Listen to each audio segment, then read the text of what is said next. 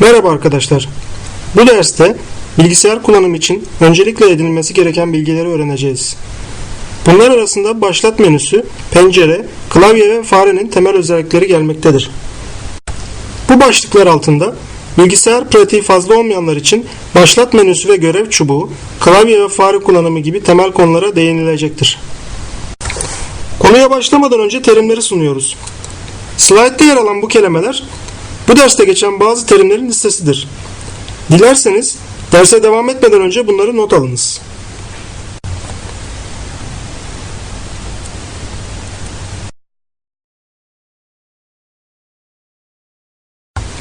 Görev çubuğu ekranın altında yer alır. Görev çubuğu üzerinde başlat menüsü, tarih ve saatin de bulunduğu bildirim alanı ve açık olan pencerelerin simgesi bulunur.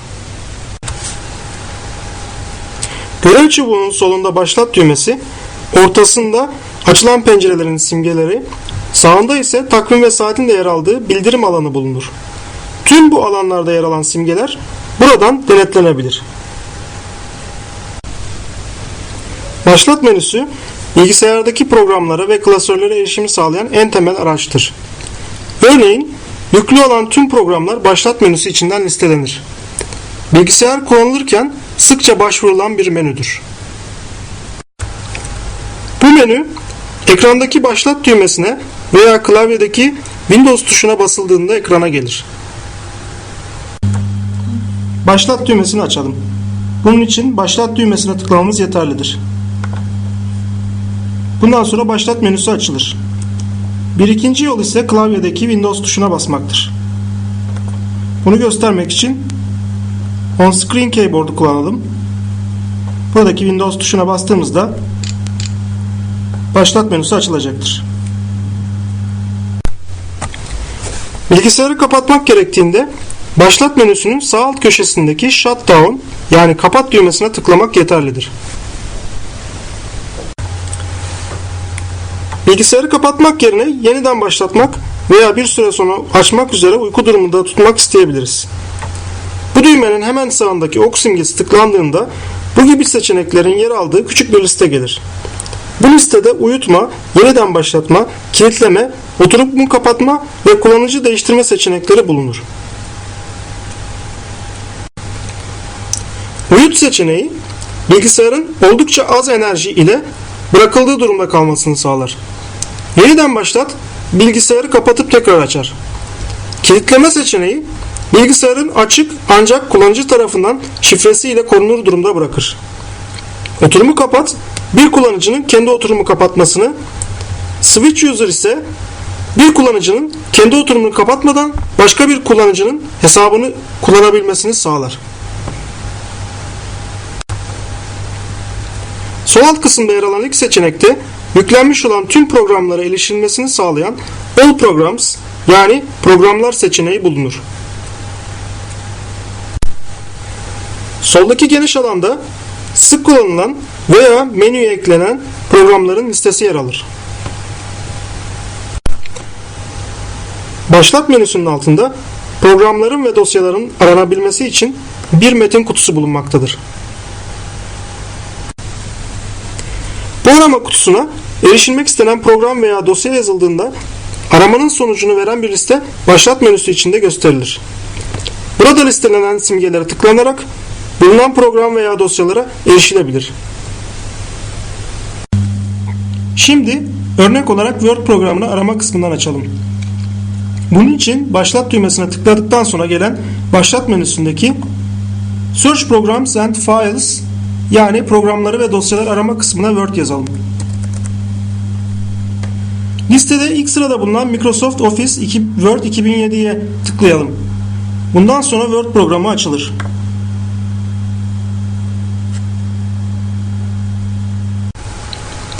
Sağ üst köşede işaretli olan seçenekler kullanıcıya ait özel klasörleri göstermektedir. Bu klasörler yeni kullanıcı hesabı açıldığında oluşturulurlar. Computer seçeneğine tıklandığında bilgisayar penceresi gelir. Tıklamadan sonra gelen bu pencerede özellikle sabit disk ve diğer bellek cihazları harfler ile temsil edilirler. Kontrol panel seçeneğine tıklandığında bilgisayarın ayar seçeneklerine erişilen bir pencere gelir.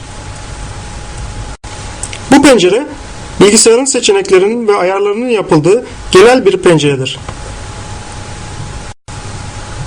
Devices and Printers yani cihazlar ve yazıcılar seçeneğine tıklandığında yazıcıların yazdırma işlemlerinin ve cihazların görünebileceği bir pencere gelir.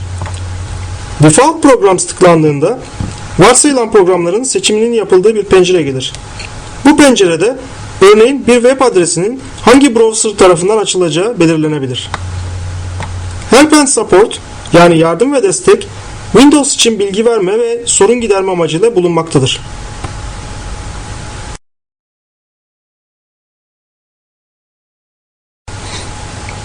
Tüm program ve dosyalar bir pencere içerisinden gösterilirler. Windows işletim sistemi adını buradan almaktadır. Sağ üst tarafta bulunan 3 düğme pencerenin kapatılmasına, simge durumuna getirilmesine, ekranı kaplaması veya eski durumunu almasına yönelik komutların verilmesini sağlar. Başlık çubuğu pencerenin üstünde yer almaktadır. Başlık çubuğu tutup çekilerek pencerenin ekrandaki yeri değiştirilebilir. Durum çubuğunda pencere veya seçili öğelere ait bilgiler yer alır. Adres çubuğu özellikle klasör pencerelerinde ve internet tarayıcılarında bulunan bir kısımdır. Adresin bu kısma yazılarak ilgili yere veya dosyaya doğrudan ulaşılması sağlanır.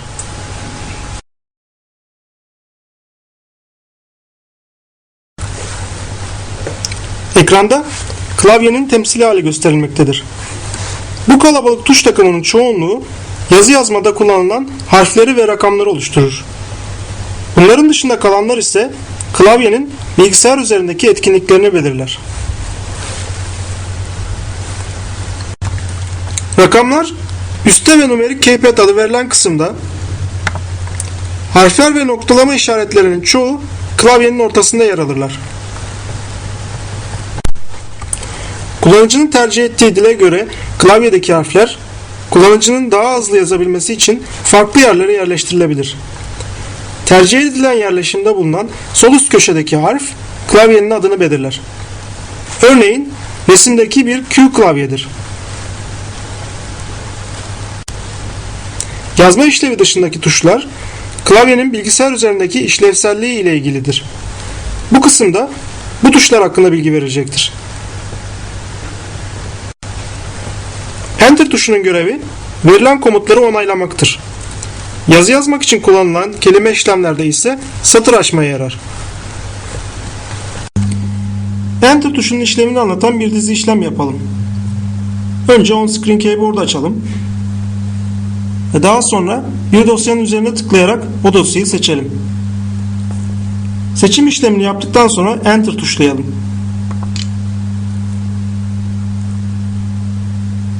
Böylece dosya açılacaktır. Burada Enter tuşlama, dosyayı açma komutunu vermek anlamına gelmektedir. Enter tuşu, Microsoft Word gibi kelime işlemci programlarında satır açma işlemine sahiptir. Şimdi bunu göstermek üzere On Screen Keyboard'u açalım ve Enter tuşlayalım. Görüldüğü gibi satır açılmıştır. Escape tuşu, yapılmakta olan bir işi veya verilen bir komutu iptal etmek için kullanılır. Escape tuşuna örnek olarak bir komutun iptal edildiği durumu görelim. Ekranda açık olan dosya henüz kaydedilmemiştir. Bu durumda kapat düğmesine basıldığında bu dosyanın kapatılmadan önce kaydedilip kaydedilmeyeceğini soran bir ileti kutusu gelir. Şu anda bu ileti kutusu ekranda görülmektedir. Burada dosyayı kapatmaktan vazgeçmek için Escape tuşunu basabiliriz. Burada Escape tuşuna basılarak kapatma komutu iptal edilmiştir. Kontrol tuşu tek başına bir şey yapmaz. Ancak başka tuşlarla birlikte kullanıldığında bazı komutları çalıştırır. Şimdi kısa yol olarak anılan komut çalıştırma tarzına birkaç örnek verelim. Microsoft Word programı üzerinde kontrol tuşu ile verilen kısa yol komutlarından birkaçını uygulayalım. Ctrl A ile belgenin tüm metni seçilebilir. Bunun için Ctrl ve A tuşlarına birlikte basmak yeterlidir.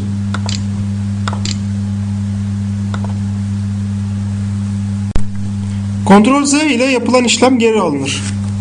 Örneğin burada bir kelime yazalım. Bu yazdığımız kelimeyi geri almak için Ctrl Z tuşuna basmamız yeterlidir.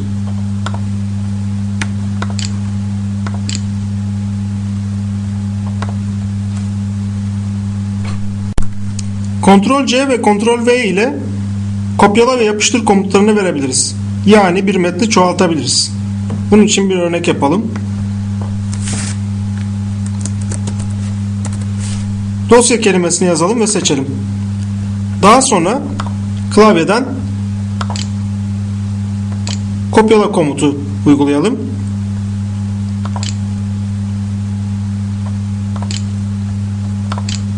Daha sonra Ctrl V ile bunu çoğaltalım. Görüldüğü gibi metin seçildikten sonra kopyalanmış ve 2 kere de çoğaltılmıştır. Shift tuşu da Ctrl tuşu gibi tek başına bir işlem yapmaz. Birlikte basıldığında büyük harfleri ve diğer karakterleri yazmada kullanılır.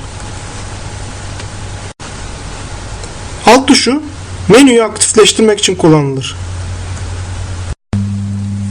Alt tuşu kullanımına ait bir örneği Microsoft Word programı üzerinde görelim. Burada fare kullanmadan menüler üzerindeki komutların seçilmesi mümkündür. Örneğin belgedeki yazıyı koyu yapılmasını sağlayalım. Bunun için tüm metnin seçilmiş olması gerekir. Ctrl A yapabiliriz. Koyu yapılacak bölgeyi seçtikten sonra menüyü aktif hale getirelim. Bunun için alt tuşuna basmamız yeterlidir. Burada Home şeridinin H harfi ile temsil edildiği görülmektedir. Klavyedeki H harfine bastıktan sonra Home şeridindeki tüm komutlar klavye üzerinden basılarak kontrol edilebilir hale gelmektedir. Burada koyu yap komutu 1 ile gösterilmektedir. Bir tuşuna bastığımızda koyu yapma işlemini tamamlamış oluyoruz. Windows tuşu başlat menüsünü aktifleştirmek için kullanılır. Backspace tuşu bir metinde yer alan karakterleri sağdan sola doğru siler. Geri gitme amacıyla da kullanılır. Backspace'in her iki kullanıma da örnek verelim. Metinde yanlış olan kelimeyi düzeltmek üzere Backspace kullanalım. Ve bu kelimeyi düzeltelim. Aramayı tamamlamak üzere Enter'a basalım. Enter burada komutu onayla anlamına gelmektedir. Arama işlemi tamamladıktan sonra geri dönmek üzere Backspace'i tuşlayalım. Böylece geldiğimiz yere geri dönmüş oluyoruz. Delete tuşu seçili öğeleri, metin içerisindeki seçili karakterleri veya imlecin sağındaki karakterleri siler. Öncelikle delete tuşunun metin üzerindeki silme işlevini gösterelim. Bunun için önce metnin seçilmiş olması gerekir. Metni seçelim ve seçtikten sonra delete tuşuna basalım. Seçilen metin silinecektir. Delete tuşu aynı zamanda dosyaları ve seçili öğeleri silmek için de kullanılır. Örneğin burada 3 tane dosya seçelim. Delete tuşuna basarak silme işlemini başlatalım. Burada silme işlemini tamamlama sorusuna evet dedikten sonra silme işlemi tamamlanacaktır. Bu gruptaki tuşlar bir metin veya bir alan üzerinde hareket yapılmasını sağlarlar. Bu gruptaki tuşların kullanımına ait bir örneği öncelikle bir web browser üzerinde görelim. Page down tuşu web sayfasının sayfa sayfa aşağı gitmesini sağlar.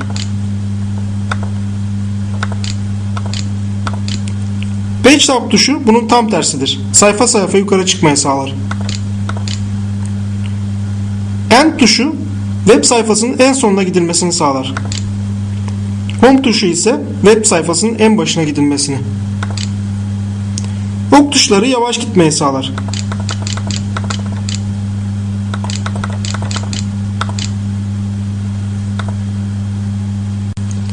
Word programında bu tuşların kullanımı biraz farklılık arz etmektedir.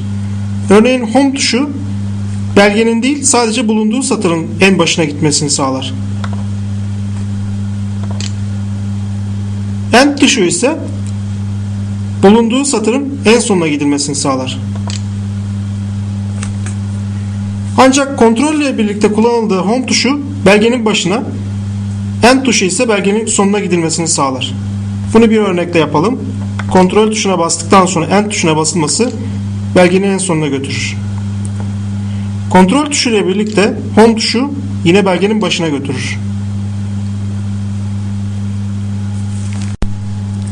Page Up ve Page Down tuşlarının kullanımı aynıdır. Sayfa sayfa aşağı ve yukarı gidilmesini sağlar. Yön tuşları ise birer birer yukarı ve aşağı, sağa sola gidilmesini sağlar.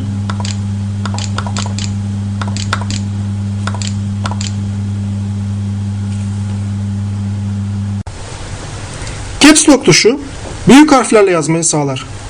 Bilgisayar veya klavye üzerinde bu tuşun basılı olduğunu gösteren bir led lamba bulunur.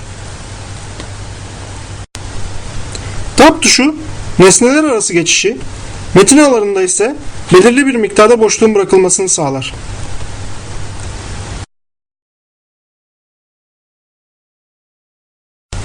Fare, öğrenilmesi en kolay olan donanımdır. Kullanıcı, ekrandaki fare hareketlerini yapabilmek için kendi el hareketlerini kolayca ayarlayabilir. Bununla birlikte fare ile verilebilen temel komutların incelenmesi faydalı olacaktır. Tıklama, farenin sol düğmesinin bir defa basılmasıdır. Bir nesnenin üzerine tıklandığında o nesne seçili hale gelir veya ona ait bir komut yürütülür. Çift tıklama, farenin sol düğmesinin ard arda 2 defa basılmasıdır. Nesneler üzerinde aktif duruma getirme, seçim yapma ve komut verme gibi etkinlikleri vardır. Bir nesne üzerine sağ tıklandığında o nesneye yönelik komutların bulunduğu bir liste açılır. Örneğin bir dosya üzerine sağ tıkladığımızda o dosya üzerinde yapılabilecek olan komutlar görülür. Sürükle bırak, fare bir nesne üzerindeyken sol tuşunun basılı tutularak hareket ettirilmesiyle yapılır. Bu hareket ile nesnelerin sürüklenmesi, yani bir yerden başka yere götürülmesi sağlanır.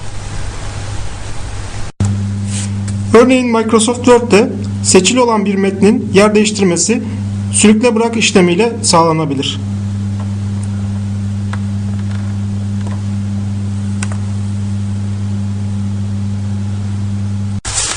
Çerçeveyi alma, sürükle bırak hareketine çok benzer. Bu işlem herhangi bir nesne seçilmeden farenin sol tuşunun basılı tutularak hareket ettirilmesiyle yapılır. Bu hareket ile nesnelerin çerçeve içine alınarak toplu halde seçilmesi sağlanır. Şimdi çerçeve işlemini gösterelim. Fare boş bir yere tıklandıktan sonra sürüklenir ve öğeler çerçeve içine alınır. Çerçeve içine alınan öğeler seçilmiş olur. Sağ düğme ile sürükle bırak, fare bir nesne üzerindeyken farenin sağ tuşunun basılı tutularak hareket ettirilmesiyle yapılır. Bu hareket ile seçili nesneler sürüklenir ve sağ tuş bırakıldığında bu nesnelerle ilgili bir komut listesi açılır. Klavye ile fare birlikte kullanılabilir. Örneğin kontrol tuşu basılıyken nesneler üzerine tıklanarak birden fazla ayrık seçimi yapması sağlanır.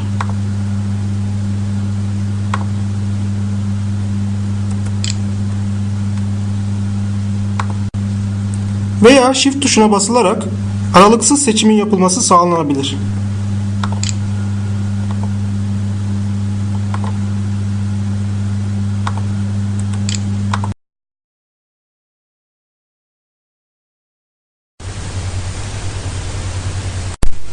Bu bölümde araç çubuğu ve başlat menüsü, pencereler ve özellikleri, klavye ve klavye tuşlarının işlevleri, fare komutları konuları ele alınmıştır.